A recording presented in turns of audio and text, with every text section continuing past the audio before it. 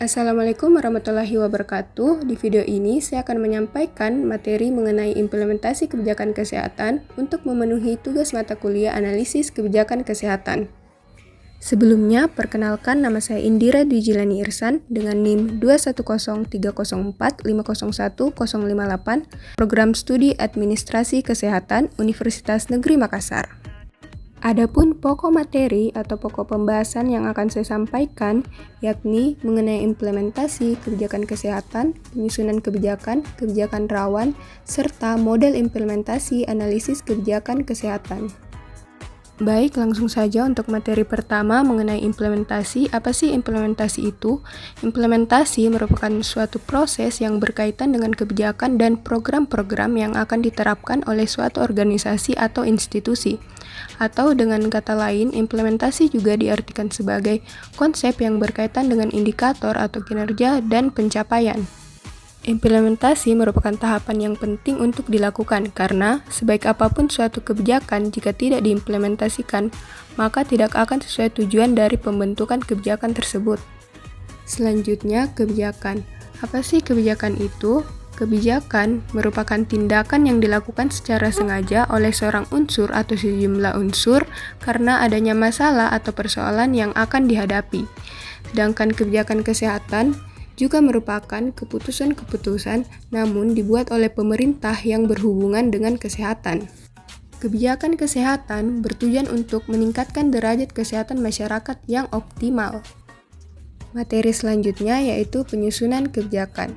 Di dalam menyusun suatu kebijakan terbagi menjadi 5 tahapan, yaitu agenda setting, perumusan kebijakan, adopsi kebijakan, implementasi kebijakan, dan evaluasi kebijakan. Agenda setting merupakan penentuan fokus permasalahan yang akan dibahas atau dikembangkan kebijakannya. Di dalam agenda setting ini ada 3 pilar penting, yaitu masalah, solusi, dan keadaan politik. Selanjutnya, perumusan kebijakan atau formulasi kebijakan. Di dalam perumusan kebijakan ini terdapat beberapa tahapan-tahapannya. Yang pertama, mengatur SOP. Yang kedua, penggambaran permasalahan. Yang ketiga, penetapan sasaran dan tujuan. Yang keempat, penetapan prioritas. Yang kelima, perancang kebijakan. Yang keenam, penggambaran pilihan-pilihan. Dan yang terakhir, evaluasi atau penilaian. Selanjutnya, adopsi kebijakan. Tahapan ini merupakan tahapan yang penting karena pada tahap ini suatu kebijakan akan mulai diberlakukan. Karena pemberlakuan itu, maka ada konsekuensi dalam kebijakan tersebut yang juga diberlakukan.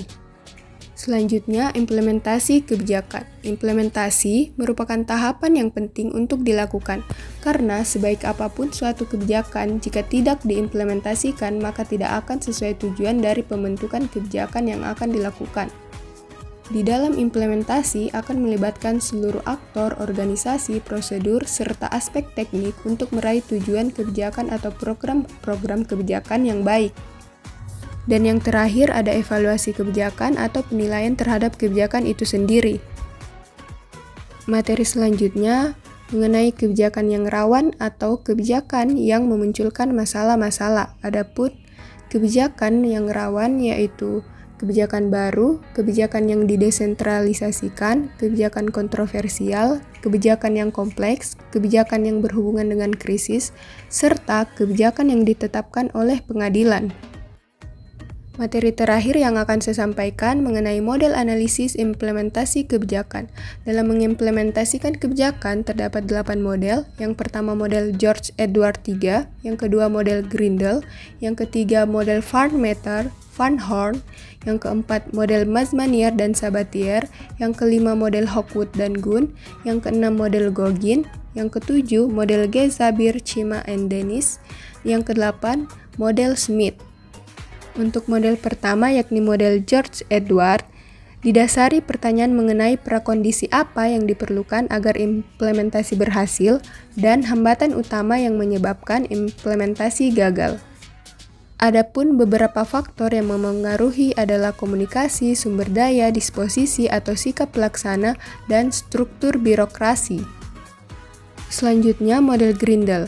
Dalam model ini, Grindel membagi faktor yang memengaruhi implementasi kebijakan yang dimana terbagi menjadi dua faktor, yaitu content of policy dan context of policy. Dalam content of policy, faktor kepentingan sangat berpengaruh karena semakin banyak kepentingan dalam suatu kebijakan maka akan semakin sulit untuk diimplementasikan. Lalu dalam konteks policy, kekuasaan, kepentingan, dan strategi aktor yang terlibat memiliki peranan dalam implementasi kebijakan. Selanjutnya model Van Meter-Van Horn. Menurut model ini terdapat 5 faktor yang memengaruhi implementasi kebijakan. Yang pertama, standar atau ukuran dasar, lalu sumber daya kebijakan, komunikasi antar organisasi, dan kegiatan pelaksanaan, serta karakteristik badan pelaksana, kondisi sosial, ekonomi, dan politik, serta sikap pelaksana. Selanjutnya model Mazmanier dan Sabatier. Dalam implementasi kebijakan ini dipengaruhi oleh 3 variabel, yaitu karakteristik masalah, struktur manajemen program, dan faktor di luar peraturan. Model selanjutnya yakni model Hawkwood dan Gunn. Dalam implementasi kebijakan ini diperlukan beberapa syarat, yakni 1. Jaminan terhadap kondisi eksternal yang dihadapi oleh badan atau instansi pelaksana. Yang kedua, tersedianya sumber dan waktu yang memadai. Yang ketiga, perpaduan sumber yang diperlukan benar-benar tersedia. Yang keempat, kebijakan yang diimplementasikan didasari hubungan kausal yang handal. Yang kelima, merupakan hubungan kausalitas bersifat langsung dan hanya sedikit mata rantai penghubungnya. Yang keenam, merupakan hubungan saling ketergantungannya kecil. Yang ketujuh, tugas diperinci dan ditempatkan dalam urutan yang tepat. Syarat ke-8 merupakan komunikasi dan koordinasi yang sempurna, serta syarat yang terakhir merupakan pihak yang memiliki wewenang kekuasaan dapat menuntut dan mendapatkan kepatuhan yang sempurna. Model selanjutnya yaitu model Gogin. Dalam implementasi Gogin menunjukkan bahwa implementasi kebijakan memiliki variabel independen, intervening, dan juga dependen. Independen merupakan faktor yang mempengaruhi.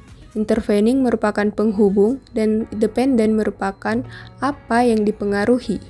Selanjutnya ada model Sabir dan Dennis, di mana model implementasi ini terdapat 4 variabel yang memengaruhi kinerja dan dampak suatu program. Yang pertama, kondisi lingkungan, yang kedua hubungan antar organisasi, yang ketiga sumber daya organisasi, dan yang terakhir karakteristik dan kemampuan agen pelaksana. Model yang terakhir yaitu model Smith. Dalam pendekatan Smith ini merupakan salah satu pendekatan implementasi kebijakan dengan pendekatan bottom up. Baik, itulah materi yang dapat saya sampaikan. Semoga materi ini dapat dipahami oleh para pendengar. Jika ada kesalahan kata, mohon dimaafkan. Wabillahi taufiq wal hidayah. Wassalamualaikum warahmatullahi wabarakatuh.